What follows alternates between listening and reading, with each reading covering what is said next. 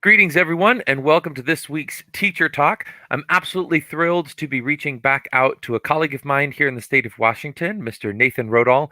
It's so great to have you again with us, sir. On our previous talk, we started some really strong conversations about kind of where are we in the midst of this pandemic and what's going on, particularly for orchestra educators, and went down this rabbit hole, which I really enjoyed, about teacher preparation in particular. Mhm. How are we preparing educators, and what are the experiences we bring into the classroom?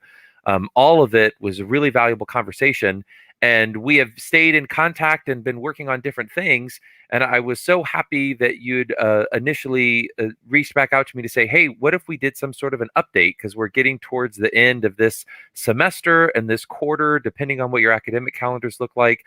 And I thought, absolutely. I've been bringing some people back to continue conversations, and so I'm so grateful for this time that you're offering us to just keep the conversation going. So I love coming up with titles for these teacher talks. It's become this little pleasure of mine. So please forgive me, everyone that watches these teacher talks. This is so unnecessarily funny, but I decided to call this one "Taking Our Temperature."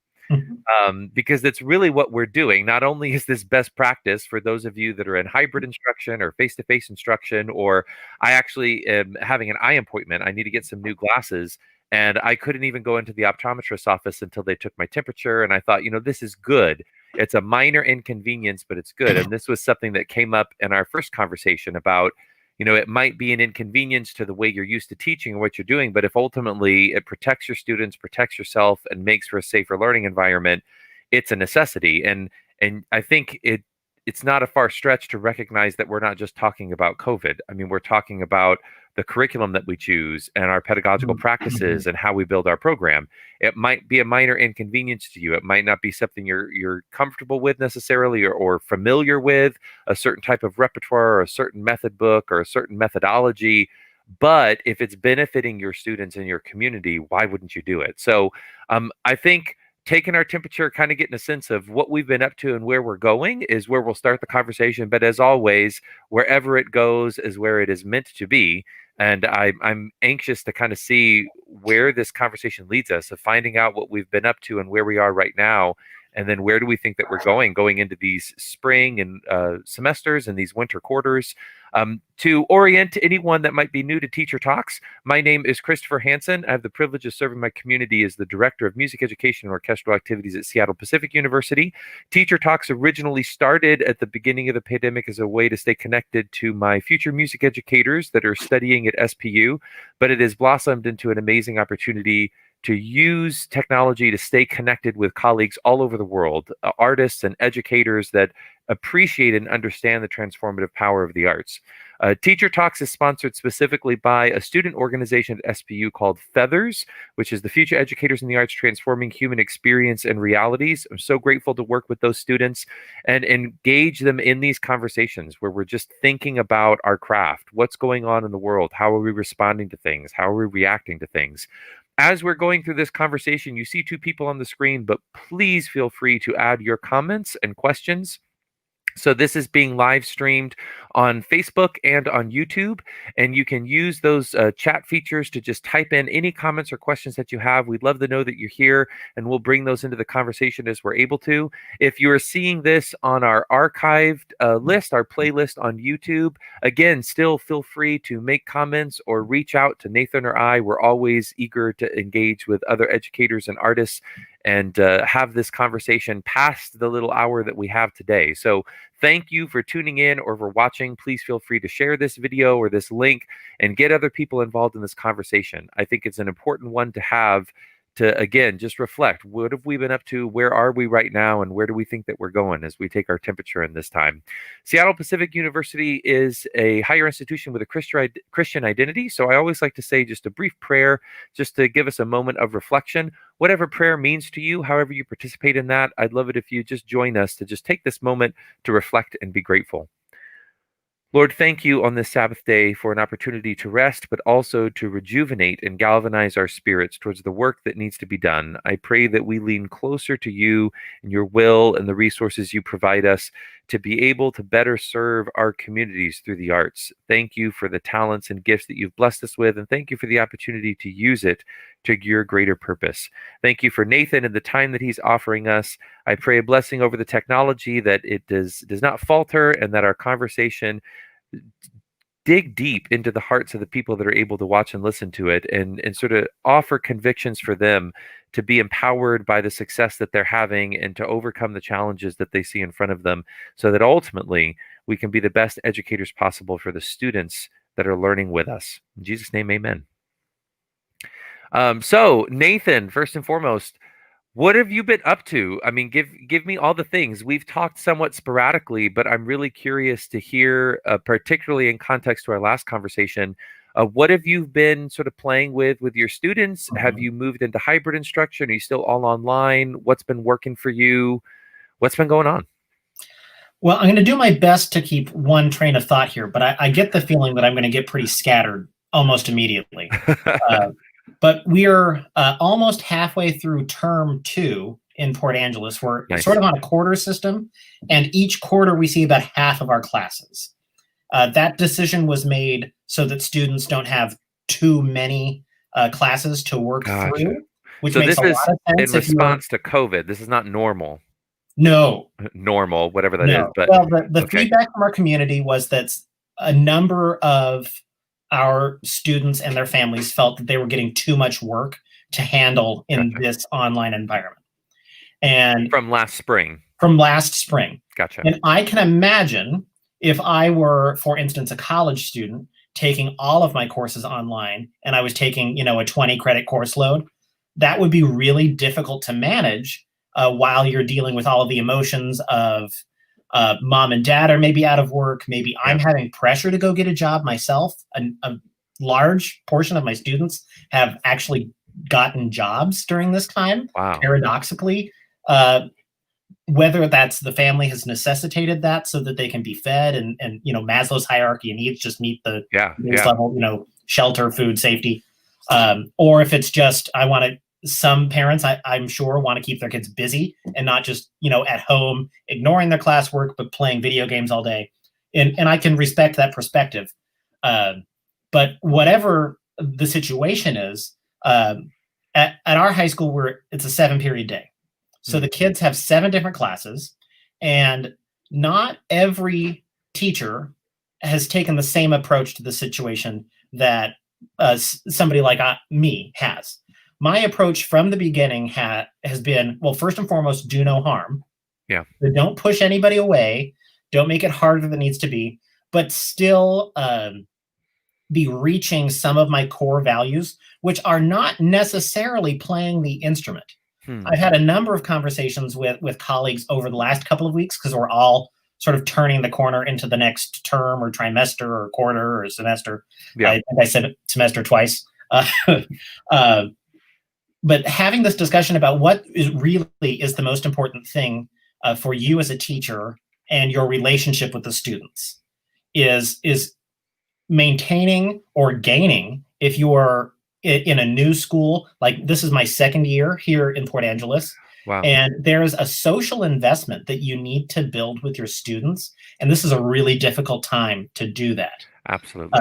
As we, keep the pulse on, the Orchestra Teachers Facebook page, which is a fantastic resource to, take the temperature of our community. Mm-hmm. As orchestra teachers at any level. That group is great in that it includes collegiate members all the way through elementary teachers, student teachers, aspiring student teachers even. Yeah.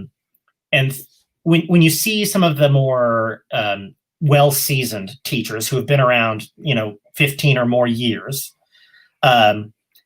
even outside of the pandemic, I was having this conversation, and this really was something that I said hit home for me. If that ever happens to you, you realize something while you're saying it. When I think back to some awesome teachers that retired about the time I was in high school, my first year at Capitol High School, John Narilillo was in his last year of teaching. If you don't know who he was big time in Oregon and then came up to Capitol and was around for a long time, a really well-respected teacher and just a really nice guy. I really enjoyed the music that he picked, but it was some of the harder hitting, classical with a lowercase c stuff. And that was good for me, but not all of the kids were super into the music that he picked. But that didn't matter so much as we were in orchestra and Mr. Nardolillo was our teacher. And that's what was cool and important and kept us coming back. Yeah. And then I think about my predecessor prior to Dr. James Ray, Mr. Ron Jones, and looking at some of his programming and I've been really blessed to have a couple of deep discussions with he and his wife over the last 2 years or so. And they would, let me stay on one track here.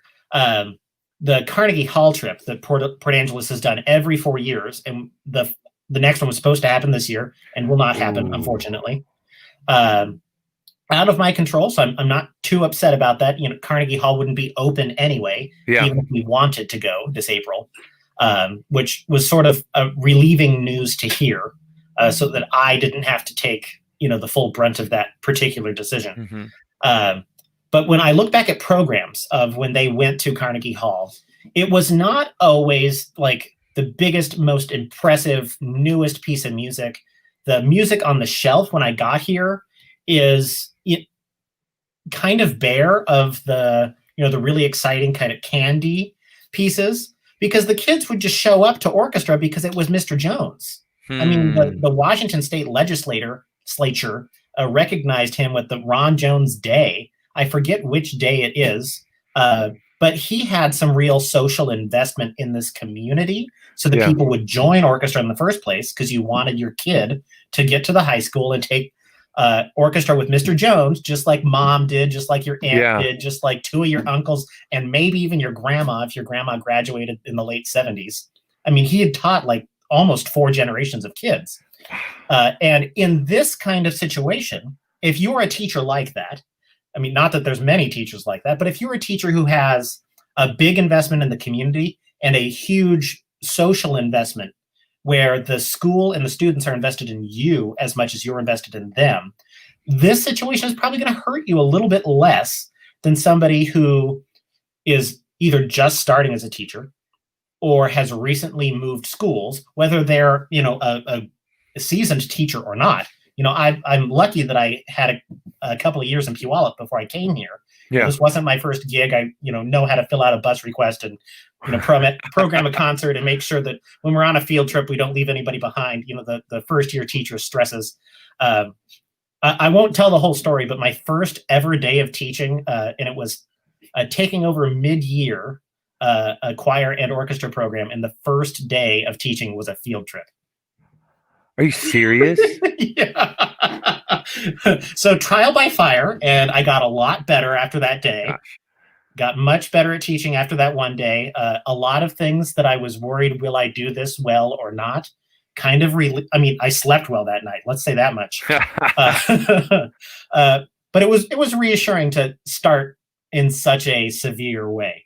But my point that I'm trying to make here is when you're evaluating what you're doing, programming music, planning for concerts right now, not the most important thing in the least. The most important thing that any teacher can do right now is make some deposits on that social investment, not just in each individual student, but in your community. And one of the ways what that looks like for me is reaching out to my fellow music educators in my school district, not just the orchestra teachers, not just the secondary ensemble teachers, all of the music teachers, and finding some ways to connect and figure out, is there something that you need that I can help you with? Is there a solution that you've come up with that might work for me? Yes. Our general music teachers are probably the most creative people during this pandemic time, because music is seen as kind of an elective. We don't have to, but it's kind of fun, maybe. And when the general music teacher is sitting at home and they see themselves, rightly so, as an academic professional, and it's their job to provide, high level experiences in their field, regardless of, whether it's third grade general classroom content or general music or, physical education, whatever it is, they're professionals and their job is to continue to provide something meaningful for the students, regardless of the circumstance.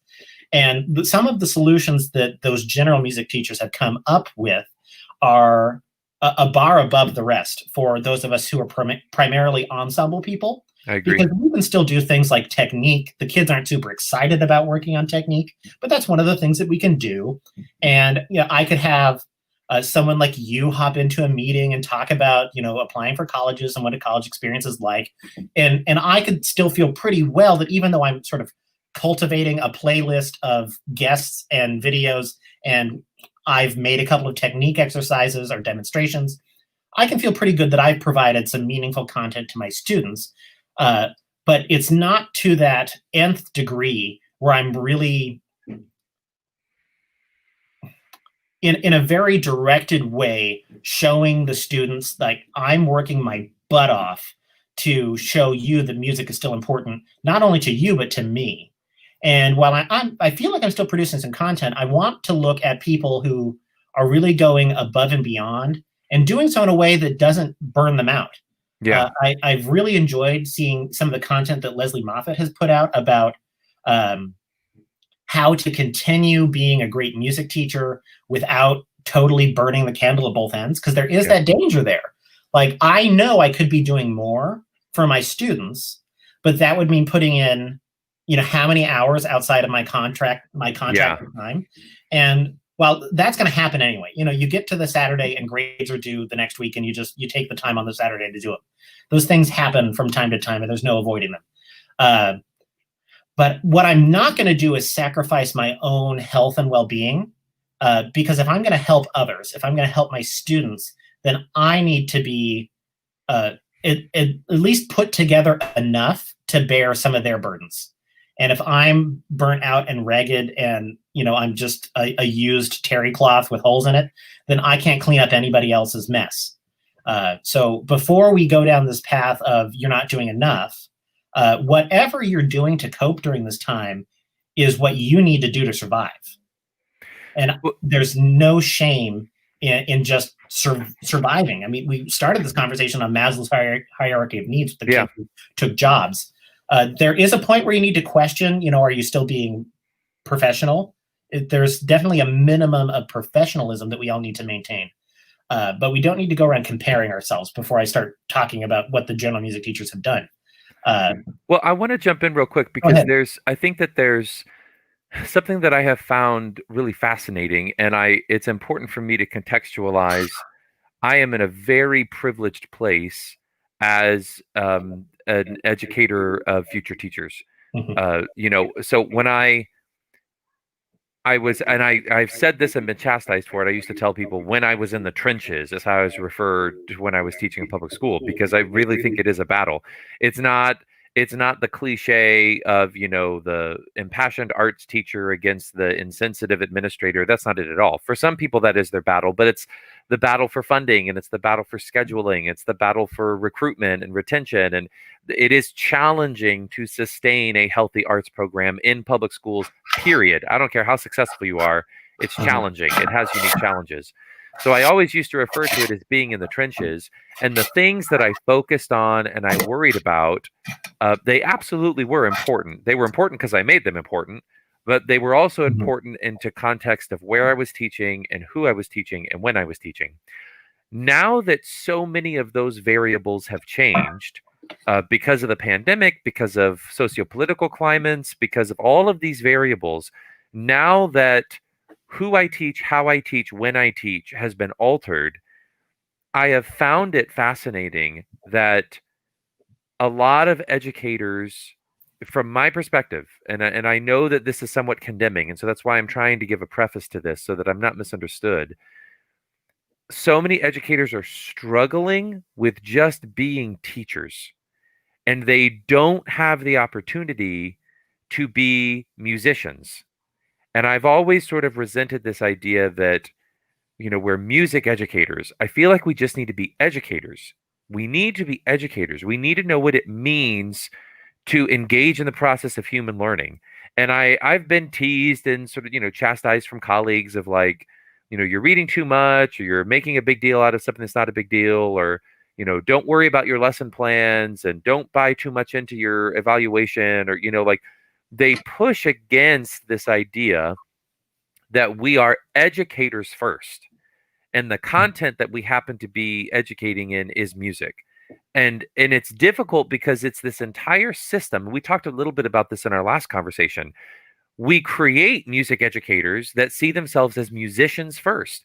The bulk of what you study in college is music. You're taking music history and music theory and oral skills, and you take all of these classes about music, and you have this very finite curriculum that deals specifically with music pedagogy, and then an even smaller curriculum that actually deals with education that you usually take in a school of education that talks about classroom management and differentiation and all. Like, it's so backwards, and it kind of blows my mind. And I perpetuate it at SPU, that I tell all of my music ed students. I said, you are double majors.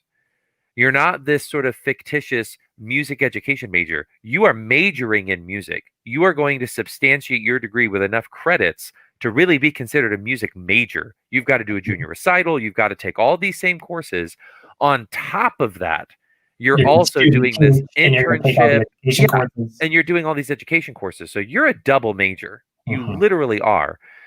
But it bothers me professionally that once we get out into the field, all of the systems that we've put in place promote music educators as musicians. You're a conductor and you work with ensembles and you're all this.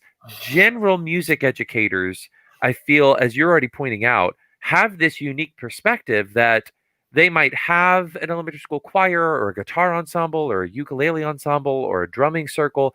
They might have some ensembles that they work with. But they're cultivating that out of their own will. Well, but and what they're doing in their classroom is teaching. That's what they're doing. And they just happen to be teaching music. But all of the elementary school, music educators that I know, they're in regular conversations with the classroom, quote unquote, classroom teachers about a student's physical and cognitive development and whether or not they're meeting standards of like sociocognitive standards that are age appropriate. They're also teaching music standards, but they really are educators first. They're thinking about the holistic development of the students in front of them. And I think that's one of the reasons. I mean, and again, we're obviously speaking in generalities and there are exceptions to everything. But from my own perspective, I think that's one of the reasons that general music educators have really come to teaching in the pandemic and found extraordinary ways to be creative and still have engagement. And so I kind of have to ask your forgiveness because I'm doing exactly what you were cautious of doing. I'm speaking in all of these tangents. But what made me want to sort of jump in is this word engagement. I feel like that's one of the many buzzwords that we're hearing right now in this online teaching environment is how do you know that your student's engaged? And I will put myself on the chopping block to say that was not a word that I necessarily concerned myself with when I was teaching middle school and high school. Well, and it's so hard to measure because I think, we all have the Zoom ghosts or the Google Meet ghosts or whatever, where it's, you've got the room full of 40 kids who are tuned into your meeting, but most of them have their cameras off.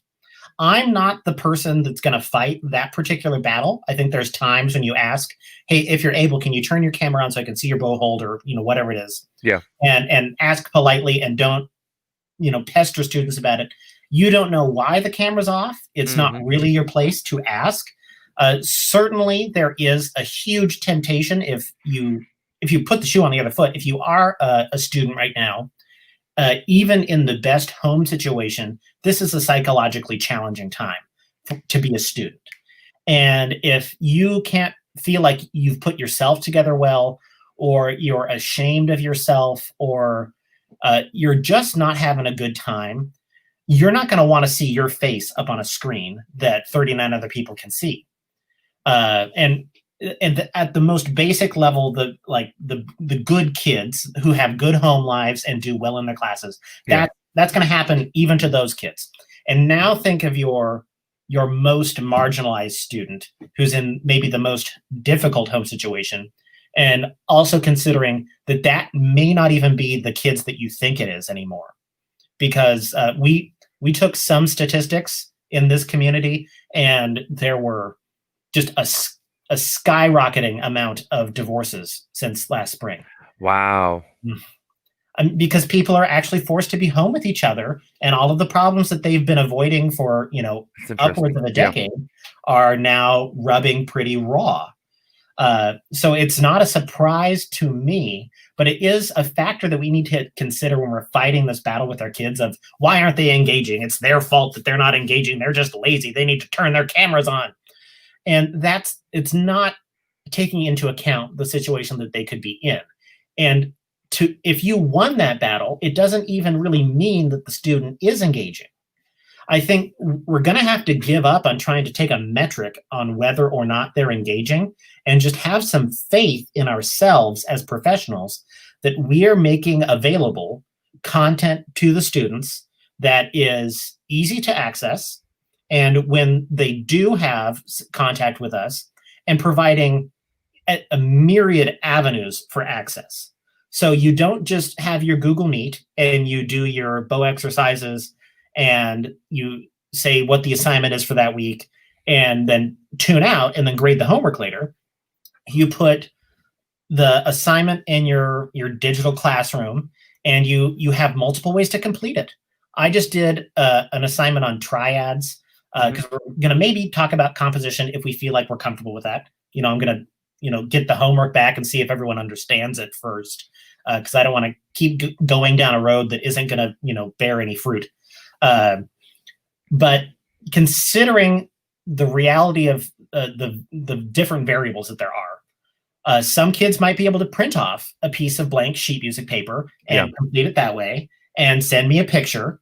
Some students may not have that ability, whether it's they don't have a printer or they don't themselves have a mobile phone that they can take a picture of, or they don't have the connectivity to upload that. Yeah. Not every student is using a computer that can download, like MuseScore is a free software that I use myself professionally. It's a free software to anybody. And I promote that a lot in my classrooms, that if you're someone who wants to look into composition while we have, some more home time, this is what you can do. And then I, teach my lesson with that on the screen share so that I'm, because working digitally is like so much faster when you're trying to show music theory concepts. When I was in college, if they had, a notation software on the screen and just done the screen share onto the projector, rather than like turning around towards the whiteboard and writing and then erasing and then writing and then erasing, we could have done a lot more in a shorter amount of time. And I would have been able to, they could manipulate elements so much. Well, anyhow, doesn't matter for this conversation. Not every student is on a computer where they can download that software. If they're on a school computer, I don't think a Chromebook can download new software. I don't think. I'm not sure. Yeah, there's lots of firewalls and stuff that the districts end up. Yeah, or just the school district firewalls won't allow them to download any software, regardless of what platform they're on.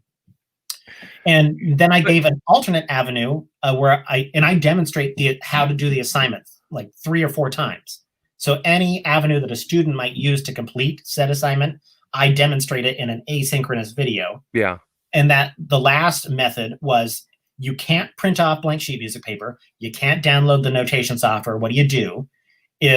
So the assignment was, can you name the notes in a root position G major triad from bottom to top? So you could just write down capital G, capital B, capital D, and you've answered the first question. Can you spell a first inversion G major triad? And you just spell the letters out. And I showed how to do that assignment that way. And you could just type it up in the little Google Classroom private comment. Yeah. One of the ways students can reply to assignments. But the point being is, you can't just put out your one assignment and then get mad at all the students who didn't complete it, saying they're not engaging. And not all of the missing assignments you have imply that the students aren't engaging. Because the student who didn't turn something in might actually be really excited about what I'm talking about, might be showing up to the Google Meet, whether or not they're saying anything in the chat when I ask a question, or turning their camera on, or unmuting and replying to something. They're out there somewhere. And even if they're hearing about it indirectly and a day late, there's no real way to measure engagement completely, because the only measures we have measure the kids who are in the best possible situation and are turning their work in on time. And I don't think that gives us the complete picture of engagement. Well, and it's what's interesting to me, again, I'm kind of circling back onto it, and I would love to know. I mean, I'm asking a very candid question, but as comfortable as you are talking about it, I would love to know if you ever thought about engagement before the pandemic, before the online learning. Because what's interesting to me, I'd never really, I had been introduced to that word. It was a part of my classroom management course. It is a very important concept in education, sort of writ large. Like when you talk about human learning, engagement is wildly important. One of my favorite thinkers in education is Jacques Rancière, and he has a quote that I love: Mhm. "Man is an intelligence served by a will." Mhm. It's attuned to, you can lead a horse to water, but you can't force it to drink. Like there has to be that desire, that engagement, and different thinkers and philosophers and writers talk about it in different ways. Another way that I love hearing people talk about it is the practice of curiosity.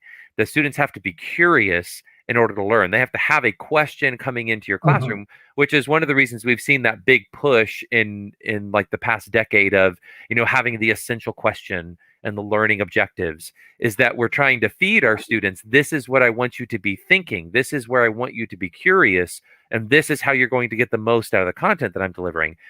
That is unfortunately a conversation for another day, because the fact that we tell the students what question to ask, I think, is a Well, yeah, I travesty. want to jump in on that point, Yeah. if only briefly. I have a huge issue with that students are only starting to get that. Or, well, okay, let me back up. If we just started that for everybody all at once, then we've totally missed the mark for all secondary students, because nobody taught them in elementary Yeah. school how to learn. Like we start these programs that were originally intended for students who had come from families who had never been to college. Like Avid is a big one around the Great country. program. And Mhm. I think it provides a tremendous service of teaching kids how to take notes and how to study. But it's already too late if you're only getting that in middle school or junior high. And it's not my place to say we need to cram another thing into elementary school. But I would be willing to give up a number of standards in elementary school if, when the kid gets to junior high, they are comfortable being thrown into any educational environment and knowing how to take notes, uh, knowing how to study. Because a lot of kids go home and they know they have homework, but they don't know where to start and they don't remember what the teacher told them to do. Well, this is shocking to me. I think I'm actually going to disagree with you for the first time. Please. Yeah, really, because there's so much that I think we have experienced similarly, and I agree with you with. But this is a point that I think is important to understand. I would disagree that the students don't get it into elementary school. I actually think it's the opposite. I think that human beings situated in Western culture that are learning in a public school, I think what they get grades K through 2 in particular, third grade is where I think we start to lose it. Mhm. That natural curiosity and that engagement, which is the buzzword, I think is there in droves. And I think educators do an incredible job of exciting them about going to school and about learning and about exploring the world through these different disciplines. I can think back to my own elementary school experience, which I really do remember. It shocks me how much I remember about elementary school. I loved school. I loved going to school. I loved because I recognized I have opportunities in this environment that I don't have at home. If I were just at home, I wouldn't get to go to these field trips or watch this video or have these conversations or read this book. Or I was very young when I became cognizant of school is this really cool place that allows me to have these opportunities I wouldn't have otherwise. Right around third grade, which is not so ironically when we start standardized testing, right around that time we start to shift away from it. And Sir Ken Robinson has that great video on how we kill creativity. He's Mhm. got a whole book about it, creativity in public schools. As we get older, we standardize things, and we become so product driven. And this was sort of the point that I wanted to make from earlier, is that I never thought about the word engagement because I was so distracted by products. As a Mhm. secondary instrumental music educator, I was so concerned with the concerts and with the festivals and with the outcomes that I gave very, and I'm speaking for myself because I think there are educators that are doing phenomenal jobs all over the place. But for me, and I have several colleagues that I think agree, engagement was not really my goal. The product was my goal. And I believe that was completely misguided. It was years being in the classroom Mhm. where I made that switch to what you were talking about, where I started saying, okay, wait a minute. Why am I not getting the results here? It's sort of that reverse engineering. Like, why am I not happy with what's on stage? Well, my students are not engaged. They Mhm. don't care about the music that we're playing. They don't care about the outcomes. They don't have any pride in the work that they're doing. They're not recognizing their progress. I have not given them opportunities to recognize, hey, this is what you sounded like 2 weeks ago. This is what Mhm. we sound like now. What's changed? Let's track that growth. Let's actually talk about human learning. Let's talk about education. My daughter, I've got a 5-year-old and a 3-year-old. My daughter is in online kindergarten right now, and I have just been blown away at the consciousness of her teacher to not lose sight of just creativity and imagination and curiosity and those sort of foundations of human learning, Mhm. that as a secondary educator, I don't feel like I was ever promoted to do those things. And that could have just been my experience. That's why, if you're comfortable, I'd love to know your perspective. Now Mhm. that we're in the pandemic Mhm. and it's a buzzword, I hear people talking about, I mean, I'm even at the university level. What is your student engagement like? But Mhm. again, I feel like it's misguided because we're not thinking about just human intellectual engagement. Is the screen on? Mhm. Exactly to your point. That doesn't mean that they're engaged, whether their screen is on. Did they do the assignment? That doesn't mean engagement, whether or not they turned it in, right? So it's I think it's going to be a good thing ultimately, but from an academic perspective, as someone that teaches teachers, I'm just fascinated by this, that I'm like, it's interesting to me that you're using engagement like it's this brand new shiny object in the room. And this should have been something that teachers were doing the entire time. And it's interesting to me that you are, and I mean, I use this term intentionally, sort of bastardizing the concept of engagement to be very superficial. Is the screen on? Did they turn it in? Engagement is so much more complex psychologically and philosophically. Why weren't we doing that already? Why are we Well, treating like it's a new and I concept? didn't fully appreciate it at the time, but something that has really guided my perspective on the topic of engagement. And I was getting it much earlier than I recognized, because the majority of classes when I was at PLU were taught by and geared towards elementary general music, and Hmm.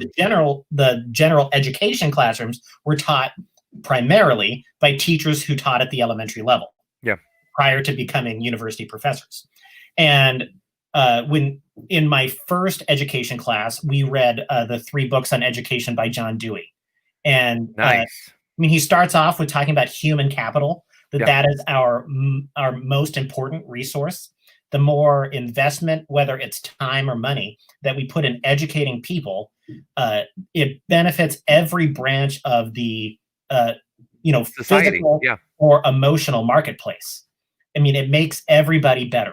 Yeah. And then talking about engaging every student, each child, through differentiation, and the classes on you know I don't want to just uh, put the so broad as special education, but the classes about dealing with students with special needs, or just Hmm. differentiation more broadly, and addressing the needs of each student. Engagement was really at the core of that. Yeah. Taking the general music classes, building lesson plans and units for like third grade music.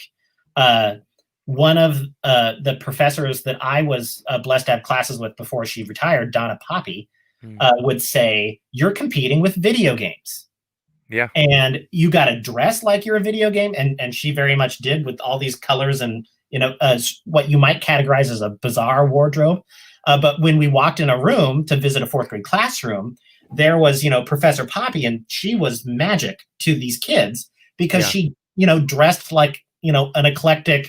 wizard from like Santa Fe. Not to totally put Santa Fe in a box there, but it is an eclectic place. And then that the lessons themselves, it wasn't enough that the lesson taught quarter and eighth note patterns. That's not enough. And one of my frustrations taking these courses is we had to compose, often from the Monday's class to the Wednesday's class, a whole rap with unique lyrics that was engaging to the kids that taught, quarter and eighth note rhythms. And, me and the other secondary instrumental teachers are like, oh my God, what a waste of our time. This is so frustrating. Just being angry about it. But then when I had the opportunity to teach general music, my second year in Puyallup would have been my fourth year teaching. One of those years. And it was kindergarten, first and second grade. Yeah. And I had no idea what I was going to do. I mean, I had more training than a lot of instrumental teachers that had come out of other programs. Yeah. Because of all of that training in general music, I knew how to make a lesson plan for those kids. I knew what materials to use and the resources available to me. But my biggest concern was, if music isn't more fun than recess, I have failed. My biggest concern teaching the primary kids. And so when we think about engagement, I think a lot of our elementary colleagues, that was their goal anyway. And so you look at, the heroes of education right now, the kindergarten teachers, and that they're getting a kid of, no more than 5 years of age to turn on a computer and engage with content in some way.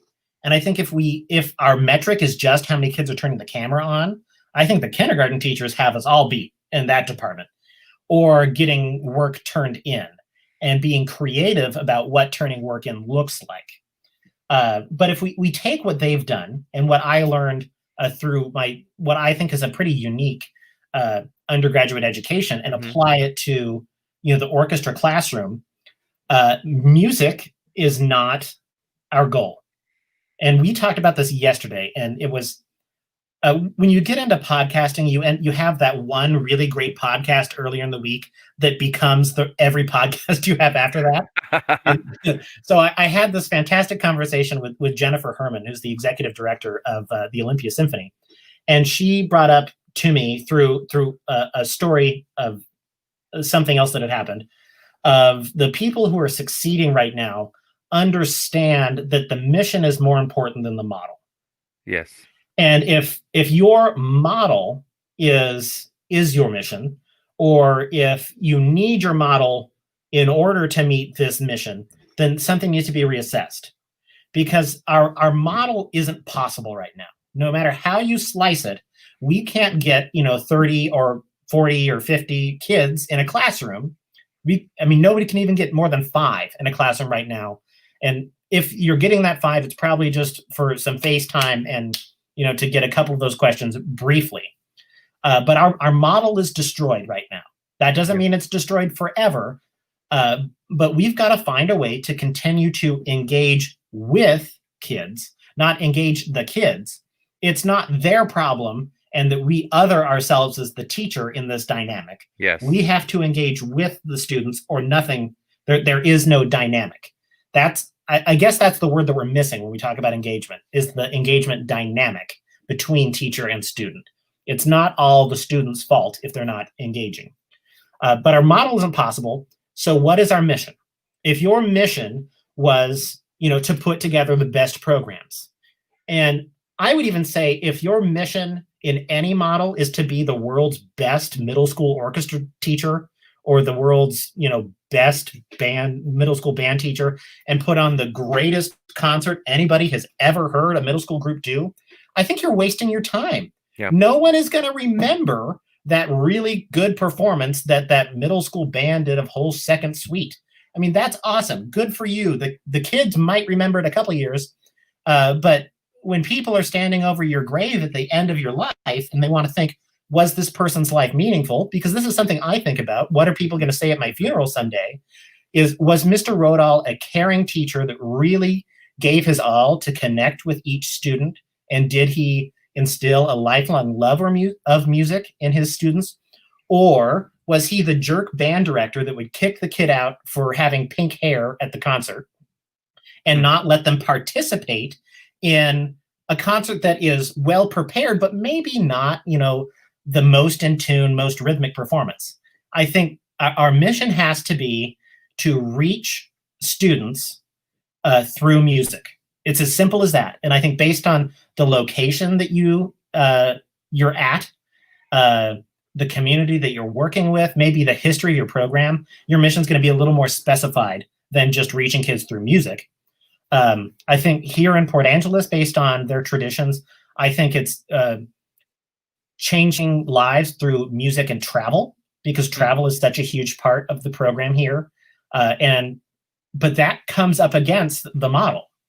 So how am I going to meet that goal? And how am I going to manipulate the mission so that I'm still reaching kids through music? It reminds me that there's that great Maya Angelou quote, they might forget what you taught them, but they're not going to forget how you treated them. Yes. And I love that you're circling back to sort of social emotional learning. It's very telling, because this is something I wish that all educators had the benefit of.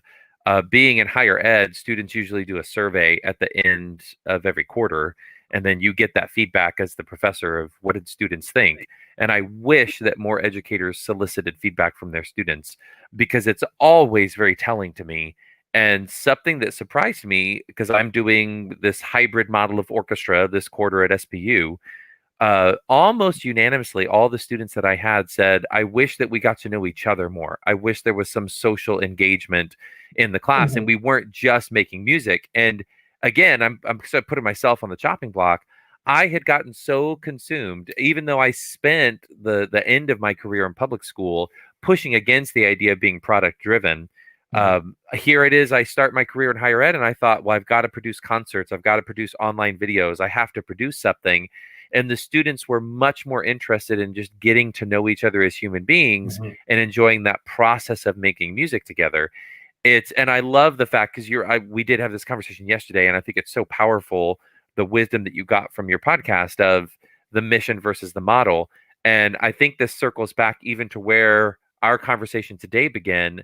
And the point that I really want to push across, that if your goals are not centered around engaging other human beings through music, if they're not understanding their world better through music, are you really a music educator, or are you just a musician pretending to be a teacher? And I know that those are very, charged words, but I really do get frustrated when I hear colleagues saying, well, I just have no idea what to do now.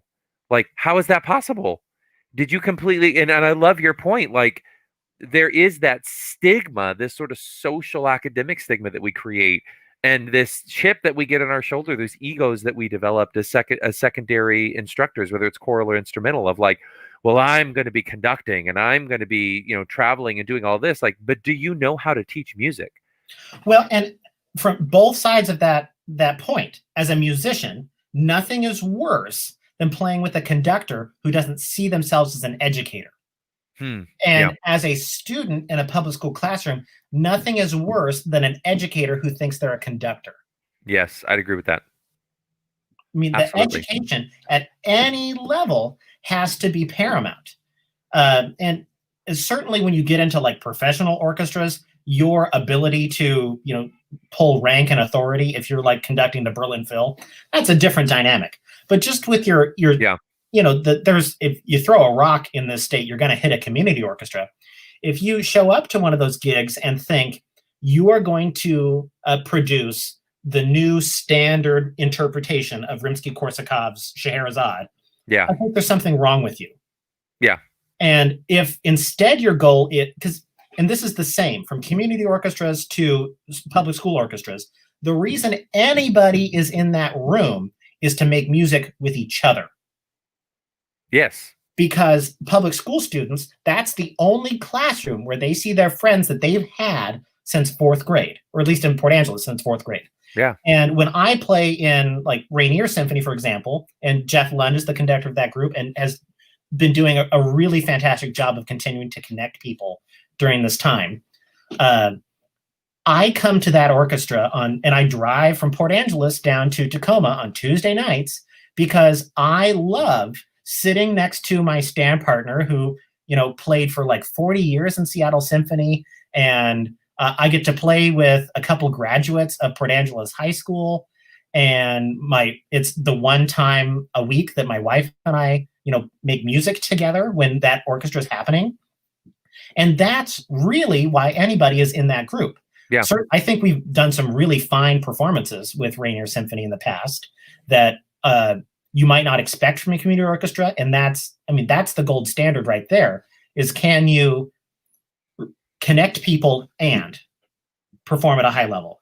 The same in a classroom. Can you connect students with each other and with you, hopefully, and get some great concerts? Well, and it furthers your point. What is the mission? And I would absolutely agree with that. Are you a conductor whose goal it is to make music, and what is being programmed just happens to be the tool you're using? Or is the end result, is the goal to produce this definitive, performance of whatever that work? I mean, because that to me in and of itself is so misguided. You can't make the argument, well, no, I'm a conductor that cares about engagement and wants my musicians to be connected. If all you're talking about is that piece, if that becomes the trophy on the shelf of, well, I really want to conduct every Beethoven concert or symphony, like, that's awesome. That's a great professional goal to have. But when you step onto the podium, is that all you're thinking? Is that really your goal, is just to make sure that you have conducted all of those pieces? And exactly as you're pointing out, I mean, I'm just echoing your same sentiment. As classroom teachers, does the bell ring and your goal is to get through this work? Is your goal to get to the festival? Or are you really thinking about how the students are engaging with you in that moment? Are you present? I love, I quote Bob Phillips on this all the time. Are you teaching the human beings in front of you? Are you trying to get the Berlin fill? Are you trying to teach the human beings in front of you, not the kids that you had 5 years ago, not the kids that you want them to be in 3 years to build up to the program? Teach the human beings that are right in front of you. And this is the one thing that I think, and I'd love your perspective on this, the immediate response that I get when I have conversations like this with educators is, so we're supposed to throw our standards out the window. That's immediately the pushback. So it doesn't matter what the standard of my performance is. It can't all be touchy-feely. With the same model, but different missions, and they have very different outcomes. Yeah. So the model is, and I think this would be really fun under the right circumstances, if your model is, we're going to perform all 9 Beethoven symphonies in like a summer program. Yeah.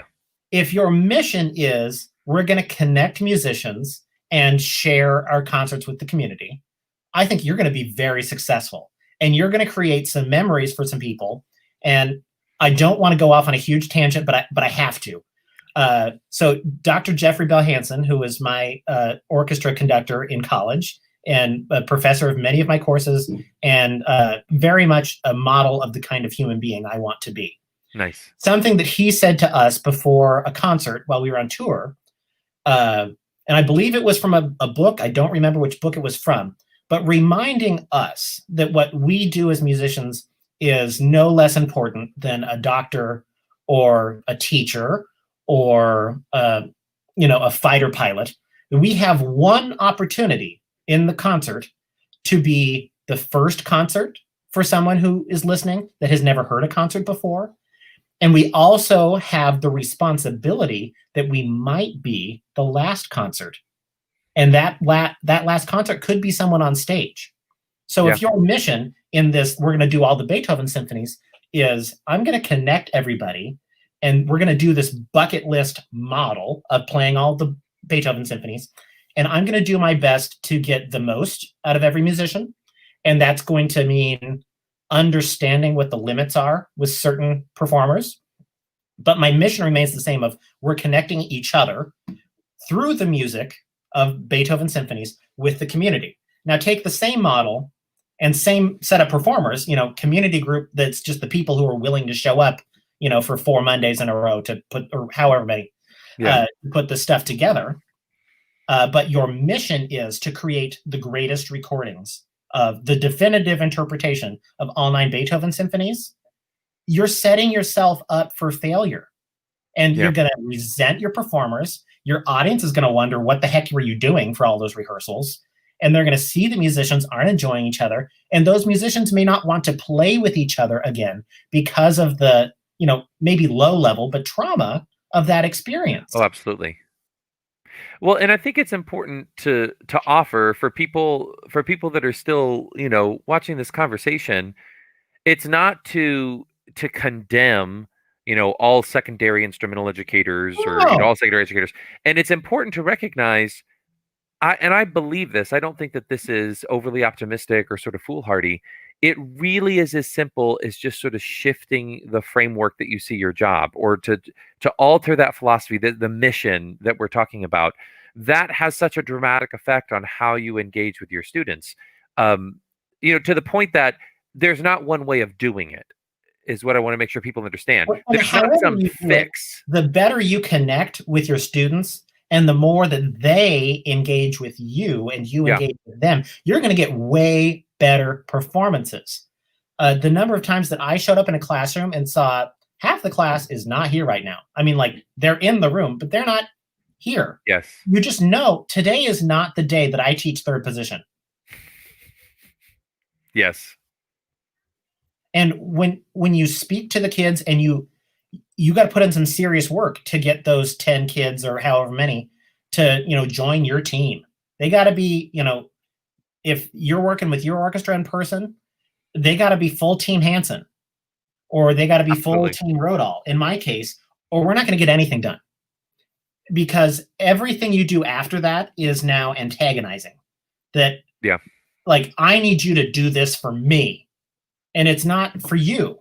That if once you do get them to be, team Hanson, team Rodahl, whatever the case may be, then you're doing this for yourself. I'm teaching you how to play G sharp so that you can be a better musician. Yes. So that whether you're making music with me, or whether you're playing at the retirement community for your grandparents, that you are going to be a better musician. And you're going to get a better performance in the end, because you served the musician and not the product. Amen. And there's more than one way to do that.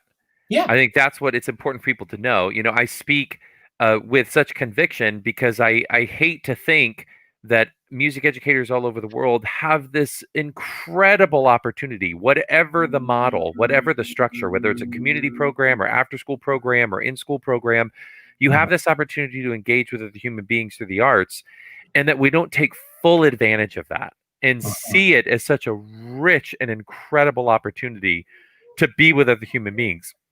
There's more than one way to do that. So for educators, or for future educators that might watch this conversation and think, okay, I'm willing to admit that I'm in that boat, that I have not been focused on engagement. I haven't allowed myself to see the diversity of what engagement means with music, online, in these different ensembles. So I want to do that. I want to make a change. I want to engage more students. I want to be more welcoming. I want to be more social. I want to teach the human beings in front of me. Just saying that, and I really do believe this, just making that commitment is the change that you have to make. I feel like I'm in some weird infomercial, right? But that's, I think, really is it.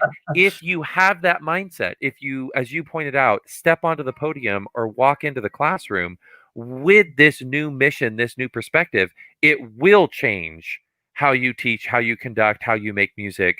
But I fear that too many people have gotten sucked into these traditions that we've inherited and these systems at place that try to push all that aside, that push past the subjective nature of human learning to say it has to be objective. You earn the trophy or you don't. It's a superior rating or it's not. It was in tune or out of tune.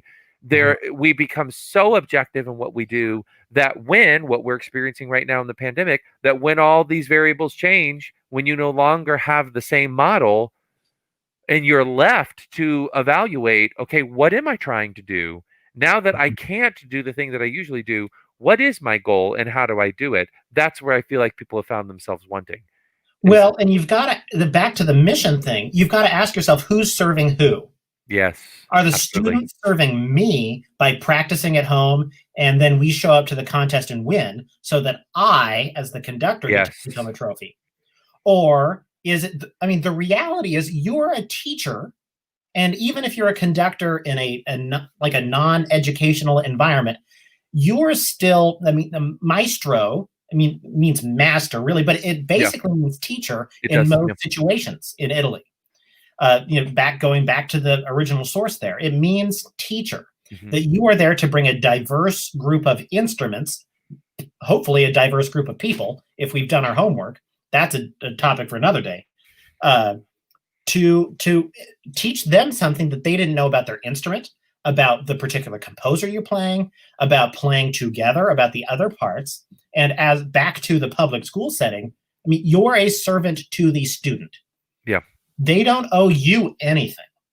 You owe them everything. You are getting paid. I mean, hopefully a living wage. You are getting paid to serve the people in your classroom. And you don't get to pick what happens when they go home. You don't get to pick what kind of lifestyle they lead at home or the friends that they pick. And that gets back to my particular mission and the things that I do to make sure that whatever is happening musically, that I'm meeting my mission. And I think we've talked about this before, but something that I do once a week with my kids is I started off and I give a person in the room a sincere compliment to their person. Yes. This is, I'm going to speak your name and I'm going to tell you something that I value about you. Now this person is seen, they know they're appreciated, and they have something to go home and feel good about. Even if it's, I really like the new highlights in your hair. They suit you really well. And then it continues from there. And the rules are, it cannot be someone that sits near you, and it must be a sincere compliment. So just, I like your hairline, is not adequate. And I'll make you say something else. And I keep track of who hasn't been complimented yet. And we just call it compliment chain. But so many of the things that we teach in music or in any subject aren't really about the task that we've asked them to do. Like if you ask orchestra students to do, a ricochet exercise, it doesn't matter. And this goes back to what an earlier conversation we had about private lessons, where you don't know why you're doing what you're doing. But the teacher could have told you why these things are part of a holistic, musical breakfast. But an exercise on a ricochet technique is just as much about, is this pinky doing what it's supposed to do so that you can allow, a bounce to happen? Is your wrist nice and loose? Do you have, independence of this joint versus this joint versus this joint to do that specific task? If we expand that to the social emotional, if you don't like your school culture, you as a music teacher are in an incredibly powerful position with a lot of leverage to influence the school culture. And we lead by example. Yeah. Always. That is the most powerful way to lead. And if you want a classroom environment where, regardless of whether this going all the way back, whether or not they like the music on the stand, and that's not always going to happen where everybody likes the music on the stand. But if you have created an environment where they feel valued, regardless of what piece we're working on, regardless of which stand partner they're sitting next to, then you are going to get not only better music out of those people, but you're going to get better people. And that's going to spread to the rest of the school. And it's not going to happen overnight. That's something that it's a long-term investment for sure. But this leading by example principle is something that I think I learned too late. And I could have had a much bigger impact on people that I care about, and maybe have had opportunities that I didn't because I hadn't considered how important it is to teach other people how you want to be treated. To that point, I've got to compliment you, Christopher, on being such a good example of the principles that I think a lot of us value, of giving our time freely to others to show that their needs are valid and they as humans are valid, and being inclusive to some degree, and being willing to be vulnerable. And that will spread throughout. I mean, anyone who's watching these teacher talks, especially the teachers, who are in the trenches right now, I hope they're seeing the example that you're setting, Christopher, and being willing to, fail a couple of times by trying something new. I mean, this is right now is the perfect time to fail, because your model is destroyed. Your choices do nothing or do something. So do something, even if it's weird and you've never tried it before. And other teachers are going to see you doing that. And your example of creativity and acceptance. And it takes a lot of self-acceptance to step outside of your comfort zone and do, more or less kind of a general music style lesson where you're singing and dancing and being goofy. That takes a lot of vulnerability. And to, wrap up my own compliment chain with you here, I think you're definitely putting out a representation of the benefits of being in that vulnerable place and being open to new ideas. And through the videos you've shown us on Facebook and social media of you and what your students are doing, showing us the success of taking this unorthodox approach. Well, you are too kind to me. Yeah. You really are, because I can humbly submit that I am a product of the educators that I learned from, and I am inspired much more, I would argue, than I think that I am able to inspire others by educators like yourself, and the people that I've met in Washington. And it's so rewarding to be in a new space, in a new state, a new part of the country that has such a beautiful and rewarding perspective on the arts and education. I don't know that there's judgment to be had. It's not better or worse than other things that I've experienced. It's different, but I love the difference because it just promotes the diversity that the arts allows us to have. I think this time goes by so quickly. I can't believe it's been an hour. I definitely want to connect with you again. It must happen, because again, there were more conversations that you brought up, and I think it would be important to speak more intentionally about social emotional learning and the things that you're trying to. I love the compliment chain that you do. You had mentioned that before, and I think that's so powerful. And I think it would be worth just having an episode, maybe bring in some other colleagues we know doing this well, to talk about that. What does it look like to lean into the social emotional piece of our classroom, without, with avoiding the landmines, without making it personal, but just supporting positive human emotional growth. I think that's a worthwhile conversation. I can never say thank you enough for your own time, because you are very busy. You are in the trenches and doing phenomenal work. So thank you for connecting with me today. Stick around, because I want to give you a personal goodbye. But for everybody that's watching this, please feel free to share the link.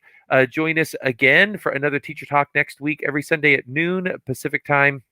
I'd love to be able to have you. Please, again, feel free to reach out to us, stay connected, talk with others, share this link, and have this conversation. I think one of the big takeaways from today is engagement. What does engagement mean? What are you looking at? And again, to steal from this, which will probably, as Nathan pointed out, this will probably be fueling most of my conversations over the next month, if not longer. What is your mission now that our model has been changed? What is your mission? So thank you for everybody that's watching. And again, I look forward to seeing you again for another Teacher Talk. Add your comments and questions as you see fit, and use this as an opportunity to engage others in similar conversations. Look forward to seeing you guys again soon. Thank you so much.